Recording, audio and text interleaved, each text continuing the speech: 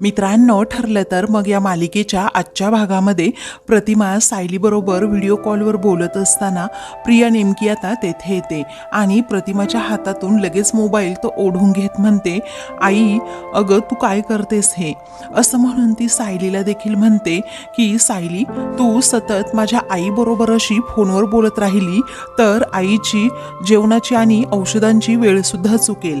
त्यामुळे मी आता फोन ठेवते, कारण आईची जेवणाची वेळ झालीये, नंतर तिला गोळ्या देखील घ्यायच्या आहेत, असं म्हणून आता प्रिया रागातच जरा फोन ठेवते. तेव्हा सायलीला आता खूपच वाईट वाटतं. मग आता सायलीच्या डोळ्यातून लगेच पाणी येतं, कारण प्रतिमाबरोबर तिचं काहीच बोलणं झालेलं नसतं. मग आता कल्पना म्हणते, काय अशी आहे ही मुलगी. तेव्हा पूर्ण आजी म्हणतात, जाऊ देत, तिचा स्वभाव माहीत आहे ना आपल्याला कसा आहे ते. पण प्रतिमाबरोबर आपलं बोलणं झालं ते काही कमी नाही, तू वाईट वाटून घेऊ नकोस हा बाळा, असं म्हणून त्या अगदी प्रेमाने लाडाने सायलीला समजवतात. दुसरीकडे रविराज म्हणतो, तन्वी अगं असं कुणी बोलत असताना पटकन मोबाईल ओढून घेऊ नये, सायली बोलत होती ना प्रतिमाबरोबर.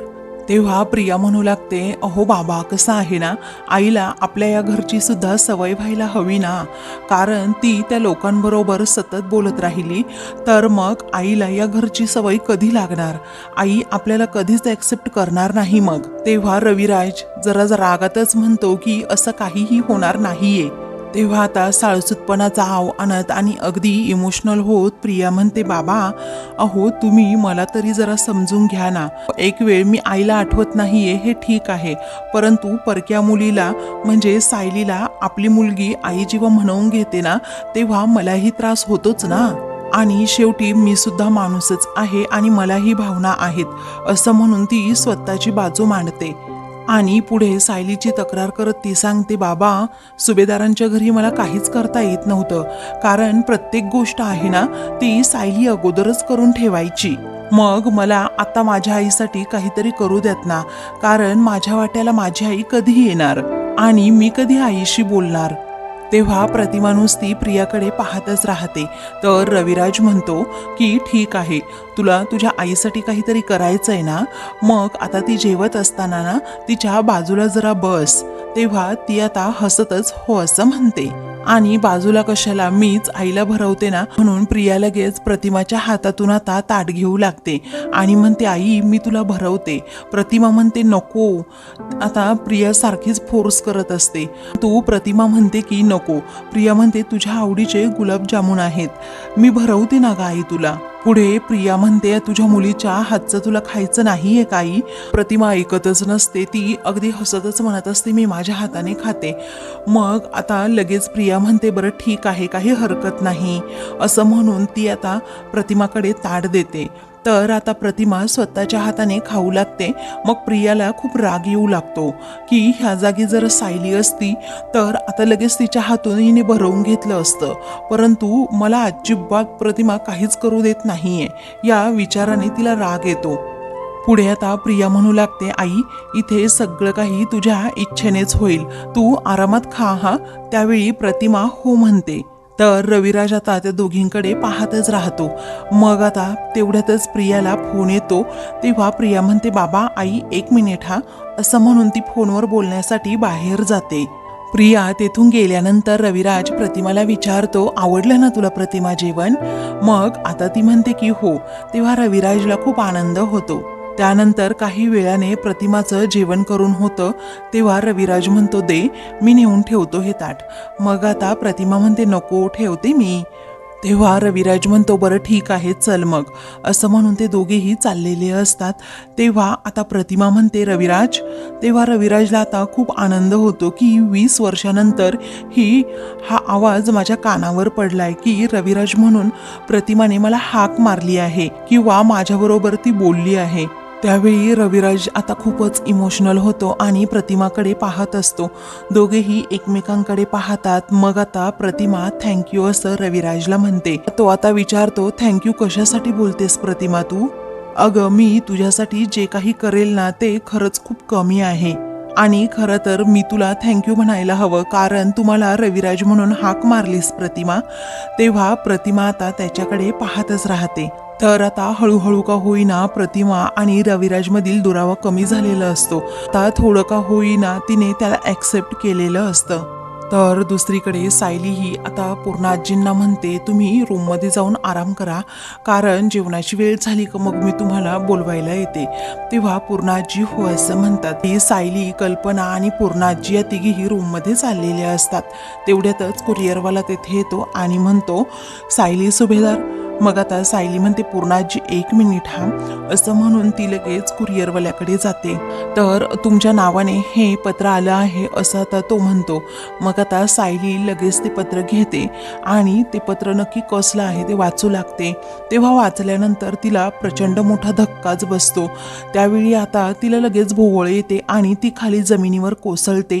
अर्जुन तितक्यात तेथे आलेला असतो. तो जोरातच ओरडतो, सायली, असं म्हणून तो धावतच पुढे येतो. सायलीला उचलून घेतो आणि तेथे सोफ्यावर बसवतो. घरातील सर्वजण क्षणातच खूप घाबरलेले असतात. चैतन्य, अस्मिता, प्रताप आणि अश्विन हे धावतच तेथे येतात. त्यावेळी आता कुणाला काही कळत नसतं नक्की ह्या क्षणी आता काय झाले सायलीला. तेव्हा आता अश्विन म्हणतो, थांबा बाजूला व्हा, अगोदर मला तिला चेक करू द्यात. मग आता लगेच तो चेक करतो. त्यावेळी आता अर्जुन सायलीला उठवण्याचा खूप प्रयत्न करतो की सायली उठ ग, काय झालं तुला. त्याचवेळी अश्विन आता सायलीची नाडी चेक करतो. मग आता अर्जुन विचारतो, काय झालं अश्विन, बोल ना रे पटकन. त्यावेळी आता अश्विन म्हणतो, मला असं वाटतंय सायली वहिनींना कसला तरी स्ट्रेस आहे. तेव्हा अर्जुन आश्चर्याने विचारतो, काय स्ट्रेस, कसला स्ट्रेस. पूर्ण आजी, अगं सकाळी ही जेवली होती की नाही काही. मग आता विमल म्हणते की आत्ता तर बऱ्या होत्या सायली ताई आणि अचानक असं कसं घडू शकतं. मग आता प्रताप देखील विचारतो, कसला स्ट्रेस आता सायलीला असू शकतो, इथे तर छान व्यवस्थित राहते ती आणि आपल्याला तसं काही बोलली सुद्धा नाहीये. मग आता अस्मिता फटकळपणे लगेच बोलू लाग, कसला स्ट्रेस वगैरे बाबा, हे अशी नाटकं करत फिरायचं, मग इथे चक्कर येऊन पडायचं, म्हणजे सगळी सिंपथी तिलाच, सगळे तिच्याभोवती गोळा होतात ना आणि तिला विचारतात, तिची काळजी करतात. आता असं फटकळपणे बोलल्यानंतर अर्जुन खूपच रागात अस्मिताकडे पाहतो. घरातील सर्वजण तिच्यावर भडकतात. सायली शुद्धीवर नाही आणि तुझं काय चाललंय ग हे सगळं, गप्प बस जरा तू. आता कल्पना देखील म्हणते. त्यानंतर आता अश्विन म्हणतो, गप्प बसा तुम्ही सर्वजण, अजिबात ओरडू नका सायली वहिनीजवळ, एकदम शांत राहा बरं. मग आता कल्पना अस्मिताला म्हणते, तू तुझ्या रूममध्ये निघ. अस्मिता लगेच सर्वांवर चिडते. त्यावेळी अश्विन म्हणतो, दादा मला एक गोष्ट सांग, वहिनी तुझ्याबरोबर काही बोलली का, तिला कसला स्ट्रेस आहे का. त्यावेळी आता अर्जुन म्हणतो, नाही रे, ती माझ्याबरोबर असं काही बोलली सुद्धा नाही आणि तिला कसला स्ट्रेस सुद्धा नाहीये. चैतन्य म्हणतो, असं कसं होऊ शकतं अर्जुन, अरे कसला तरी नक्कीच सायली वहिनींना स्ट्रेस असणार आहे, पण ते कारण कळलं नाही आपल्याला अजून. त्याचवेळी मात्र अर्जुन आता सायलीला उठवण्याचा खूप प्रयत्न करत असतो. सायली अगं उठ, काय झालं तुला. त्याला खूप आता तिची काळजी लागलेली असते. त्याचवेळी आता सायली डोळे उघडते. मग अर्जुन विचारतो, काय झालं सायली. त्यानंतर आता सायली ही उठते, शुद्धीवर येते आणि त्या पत्राकडे बोट करते. अर्जुन आता खूप टेन्शनमध्ये असतो, असं अचानक नक्की काय झालं असेल. तेव्हा सायली ज्या दिशेने बोट करते त्या दिशेकडे तो पाहतो, तर तेथे एक पत्र पडलेलं असतं. आता नक्की हे काय आहे, की कसलं पत्र आहे अर्जुनला देखील समजत नाही, म्हणून तो आता जरा दबक्या पावलांनीच पुढे जातो आणि ते पत्र वाचतो. घरातील सर्वांना आता खूप टेन्शन आलेलं असतं, नक्की असं काय घडलं असेल. अर्जुनच्या चेहऱ्यावरील एक्सप्रेशन पाहून घरातील सर्वजण सुद्धा आता विचारू लागतात, अर्जुन अरे काय झालं. मग सायली आता रडतच म्हणते, वाचवा अर्जुन सर प्लीज, तुम्ही वाचलं नाही, काहीही करा तुम्ही आणि तेवढं वाचवा. त्यावेळी आता प्रताप विचारतो, अर्जुन अरे काय झालं बाळा. त्यावेळी अर्जुन आता म्हणतो की कोर्टाची नोटीस आलीये. तेव्हा अश्विन विचारतो, कसली नोटीस अरे अर्जुन दादा. तेव्हा अर्जुन आता लगेच म्हणतो, वात्सल्य आश्रमावर त्यांनी जो स्टे आणला होता आता तो काढून टाकला आहे. हे ऐकल्यानंतर आता सर्वजण हादरतात. पुढे आता अर्जुन म्हणतो, महिपत शिखरे हा कधीही तो आश्रम आता पाडू शकतो. तेव्हा आता सर्वांना जबर धक्का बसलेला असतो. मग आता सायली खूप रडत असते आणि पटकन उठून आता अर्जुन समोर हात जोडते आणि म्हणते काही पण करा प्लीज, पण माझा आश्रम वाचवा. अर्जुन आता म्हणतो काहीही होणार नाही सायली, तू एकदम शांत राहा बरं. तरीही सायली रडतच असते. तेव्हा प्रताप म्हणतो अर्जुन मला दाखव बरं ते तेवढं. मग आता अर्जुन ते पत्र लगेच प्रतापकडे देतो आणि प्रताप ते सगळं काही पत्र वाचतो. आता सायली हे पुन्हा पुन्हा हात जोडते आणि म्हणते अर्जुन सर प्लीज माझ्या घराला अजिबात धक्का लावू देऊ नका. अहो मधुभाऊ ऑलरेडी जेलमध्ये आहेत आणि जर त्यांना याबद्दल समजलं तर ते पूर्णपणे खचून जातील. प्लीज सर काहीही करा.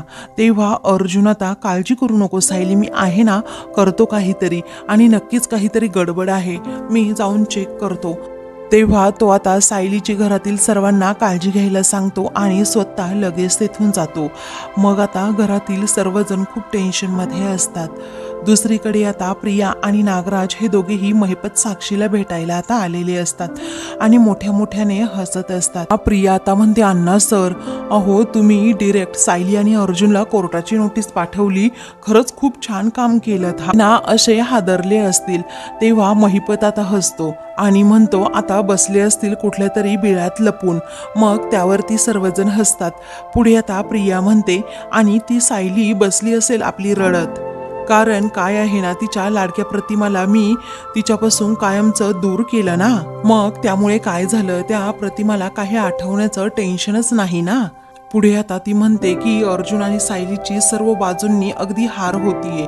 त्यावरती नागराज म्हणतो आणि आपली सर्व बाजूने जीत होतीये. पण प्रतिमा वहिनी घरी आल्यापासून आपण दादाला असा सहज खिशात घातलाय. तेव्हा साक्षी म्हणते हे सेलिब्रेट वगैरे करूयात आपण नंतर, परंतु बाजी कधीही पलटू शकते हे विसरू नका तुम्ही. कारण आतापर्यंत सायली आणि अर्जुनच्या विरोधात जे काही प्लॅन केले आहेत ना, ते अजिबात एकदाही यशस्वी झालेले नाहीयेत. आत्ता आपल्याला पहिल्यांदाच यश मिळतंय, एवढे हुरळून जाऊ नका, असं म्हणून ती सर्वांना जमिनीवर आणण्याचा प्रयत्न करते. त्याचवेळी नागराज म्हणतोय पोरी, आम्ही ना विजय असा काळजापासून साजरा करतो, आम्ही 24 तास काय असा मेंदू ऑन ठेवून राहत नाही, असं म्हणून तो साक्षीला गप्प करतो.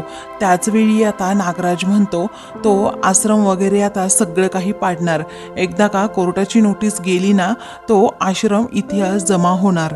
त्यानंतर सर्वजण आता गप्पा मारत असताना अचानक गाडी थांबल्याचा आवाज येतो. तेव्हा साक्षी लगेच बाहेर जाते. नक्की कुणाची गाडी आहे तिला समजत नाही. अण्णा विचारतो काय ग काय झालं.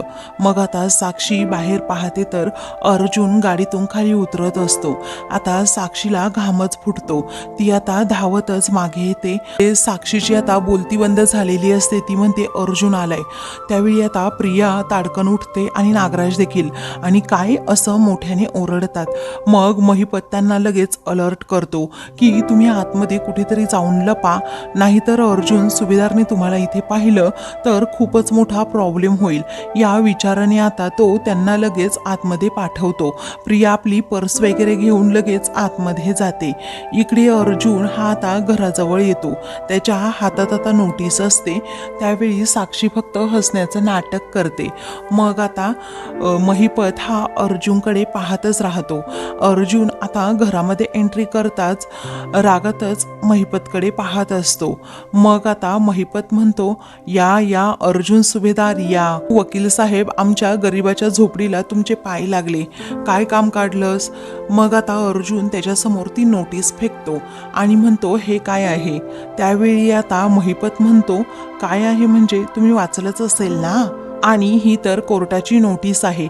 असा कुणी अपमान करतं का कोर्टाच्या नोटीसचा. अहो ही तर न्यायदेवतेने पाठवलेली नोटीस आहे. तुमच्यासारख्या शिकल्या सवरल्या लोकांना समजायला हवं की ही नक्की कसली नोटीस आहे ती, असं म्हणून तो त्या नोटीसच्या पाया पडतो. आता अर्जुन हा खूपच रागामध्ये महिपतकडे पाहत असतो. पुढे आता महिपत म्हणतो तुमची जी जुनी इमारत आहे ना, आश्रम, जागा फायनली आम्ही आता विकत घेतली आहे आणि तो आश्रम आहे ना, तो आता आम्ही पाडू शकतो, असं या नोटीसमध्ये लिहिलं आहे. तुम्ही वाचलं नाही का. तेव्हा आता साक्षी आता गालात हसते, कारण अर्जुनला राग आलेला असतो आणि त्याच्या चेहऱ्यावरचा तो संताप ती पाहत असते. मग आता अर्जुन रागातच म्हणतो, ती नोटीस अगोदर आत्ताच्या आत्ता मागे घे. मग महिपत आता त्याच्याकडे पाहतच राहतो. प्रिया आणि नागराज हे दोघेही मात्र लपून लपून अर्जुनकडे पाहत असतात. त्यानंतर आता महिपत हा साक्षीला विचारतो, अगं साक्षी, मी लहानपणी तुला जी गोष्ट सांगायचो ती तुला आठवते का? साक्षी हसतच विचारते, कुठली हो अण्णा गोष्ट? मग आता अण्णा म्हणतो, एक छोटीशी मुंगी होती, ती हत्तीच्या एक दिवशी कानात गेली. मग हत्ती लागला फडफडायला आणि अख्ख्या जंगलभर लागला फिरायला. तुला आठवते ना साक्षी? मग आता साक्षी म्हणते, हो. त्यावेळी त्या गोष्टीमध्ये जो जोक होत होता ना, अशा कितीतरी पटीने हा मोठा जोक आहे. त्या हसतच तो आता अर्जुनला म्हणतो. पुढे आता साक्षी म्हणते, पण अण्णा, हा अर्जुन सुभेदार बघा ना, किती रागात आपल्याकडे बघतोय.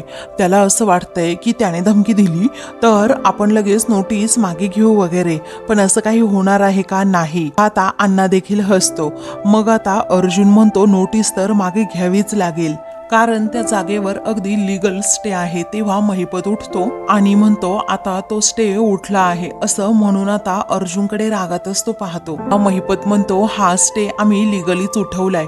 अर्जुन विचारतो, खरंच तुम्ही हे सगळं लिगली करताय का? अर्जुन विचारतो, खरंच तुम्ही हे सगळं लिगली केलंय का, की कुणाला धमकावून किंवा कुणाला पैसे चारून? मी हे सत्य शोधून काढणारच आहे आणि ते सत्य शोधून काढायला अजिबात मला वेळ लागणार नाही महिपत. त्यावेळी आता तो आश्रम, ती केस, सगळं काही सोडून द्या ना, शांततेत आयुष्य जगा ना जरा. तो खून ज्याने कोणी केला आहे तो आता जेलात बसलाय, त्यामुळे हे सगळं सोडून द्या असं महिपत आता अर्जुनला समजावत असतो. त्यावेळी आता ज्याने कोणी तो खून केला आहे ना, तो तिकडे जेलमध्ये नाहीये. ती लोक मला माहीत आहे कोण आहे आणि ते सत्य शोधून मी काढणारच आहे आणि लवकरच त्यांना फासावर सुद्धा लटकवणार आहे. त्यामुळे तुम्हाला सांगू नको काय करायचं ते, असं महिपतला आता अर्जुन धमकी देतो. पुढे आता साक्षी म्हणते, आता तो आश्रम अजिबात तिथे राहणार नाही. ज्या खोट्या खुनाच्या आरोपाखाली तू मला अडकवण्याचा प्रयत्न करतोस ना, बघ ते तर कधीही शक्य होणार नाहीच आहे, असं अगदी कॉन्फिडन्सने ती अर्जुनला सांगत असते. अर्जुन म्हणतो, तुला काय वाटलं, तू ही नोटीस पाठवून मोठा तीर मारला आहे का? पण एक गोष्ट लक्षात ठेव महिपत शिकरे, तुझ्यासमोर कोण उभा आहे तर अर्जुन सुभेदार. असं म्हणून आता तो महिपतला चॅलेंजेस करतो की तो आश्रम मी पुन्हा मिळवणारच. मग आता असं म्हटल्याबरोबरच महिपत लगेच अर्जुनचा हात खाली घेतो. पुढे आता कोर्टातच आपण भेटूयात, कारण तो बुलडोझर आम्ही आता त्या आश्रमाच्या ठिकाणी चालवतोय की तुमच्या अंगावर चालवतोय हे तुम्ही आता बघतच राहा, कारण आम्ही ती पैसे देऊन लिलावात विकत घेतलेली जागा आहे. कायदा आम्ही पण जाणतो, हे लक्षात ठेवा अर्जुन सुभेदार. तुम्ही आमचं काहीच वाकडं करू शकत नाही, हारले आहात तुम्ही, असं म्हणून आता महिपत अर्जुनला तू हरला आहेस असं पुन्हा म्हणतो. त्यावेळी आता अर्जुन रागातच म्हणतो, हे तू ठरवू नकोस हा महिपत, मी हारलो आहे की जिंकलो आहे ते. तो पण आता त्यांना चांगलंच धमकावतो की आपण आता कोर्टातच भेटूयात, समजलं? रागातच तो म्हणून तेथून जातो. तेव्हा महिपत आणि साक्षी खूप घाबरतात. आता ते दोघेही विचार करू लागतात पुढे नक्की काय घडेल. अर्जुनच्या हाती काही पुरावे लागतील का, हा प्रश्न मात्र साक्षीच्या मनात अजूनही असतोच, कारण तिला कुठे ना कुठे अजूनही भीती असते. काहीही झालं तरी अर्जुन सत्य शोधून काढणारच आहे. तर दुसरीकडे आता सायलीला अजिबात झोप येत नसते, कारण तिला सर्व आश्रमातील ते प्रसंग आठवत असतात आणि ज्या प्रकारे विलासच्या खुनाबद्दल मधुभाऊंना अटक झाली आणि प्रियाने साक्ष दिल्यामुळे हे सगळं काही घडलं हे देखील आता तिला आठवत असतं आणि मग ती बिचारी रडत असते. पुढे आता ती झोपत नाही, ती उठते आणि रूममध्येच एरझऱ्या घालू लागते. त्यावेळी आता तिला पुन्हा ते क्षण आठवतात जेव्हा आश्रमावर स्टे आला होता ना तेव्हा आम्हाला लगेच तो आश्रम सोडावं लागलं होतं आणि आम्हाला थोडा वेळ द्या राहण्यासाठी बाहेर कुठेतरी, असं ते म्हणत असतात. तो आता आश्रमातील कुणाचंच त्यांनी ऐकलेलं नसतं, कारण संध्याकाळपर्यंत त्यांना आश्रम खाली करायला सांगितलेला असतो. आता कोर्टाच्या नोटिशीप्रमाणे सायलीला लगेच तो आश्रम खाली करावं लागतं. सर्वांना घेऊन दुसऱ्या आश्रमात तिला जावं लागतं. हे सर्व काही आठवून सायलीला प्रचंड त्रास होत असतो. तिला आता काय करावं हे सुचत नसतं. कशा प्रकारे आता हा आश्रम वाचवता येईल हाच विचार तिच्या मनात सतत असतो. पुढे आता ती म्हणत असते की आश्रम पाडला जाणार आहे ही कल्पनाच मला करवत नाहीये. काय करावं बरं? कारण ही गोष्ट जर मधुभाऊंना समजली त्या अगोदरच मला काहीतरी करायला हवं. त्यांना जर समजली तर ते पूर्णपणे कोलमडून जातील. तेव्हा ती आता विचार करते, कुसुमताईंबरोबर बोलले तर मला जरा आधार मिळेल. या विचाराने ती लगेच फोन हातात घेते आणि कुसुमला फोन करत असते. तर आता मित्रांनो, पुढील भागामध्ये आता सायली देवी आईसमोर उभी राहते आणि अर्जुन देखील. पुढे आता सायली देवीकडे प्रार्थना करते, देवी आई, अगं आयुष्यातला कुठल्या वळणावर तू मला आणून ठेवलं आहेस ग. अगं ज्या घरामध्ये मी लहानाची मोठी झाले ते घर माझ्यासमोर असं नाहीसं होईल का ग देवी आई? असं म्हणून आता ती तिचं गाऱ्हाणं मांडते आणि रडत असते. पुढे आता ती म्हणते, त्या घरातील एका विटेला जरी धक्का लागला ना देवी आई, तरीही मधुभाऊंसमोर मी कोणत्या तोंडाने जाऊ? तेव्हा ती आता अर्जुनकडे प्रॉमिस मागते की तुम्ही मला वचन द्या आता आमचा आश्रम आम्हाला पुन्हा मिळवून द्याल म्हणून. तेव्हा अर्जुन आता सायलीकडे पाहतच राहतो. अशाच मालिकेंचे पुढील भाग पाहण्यासाठी चॅनलला सबस्क्राईब करा.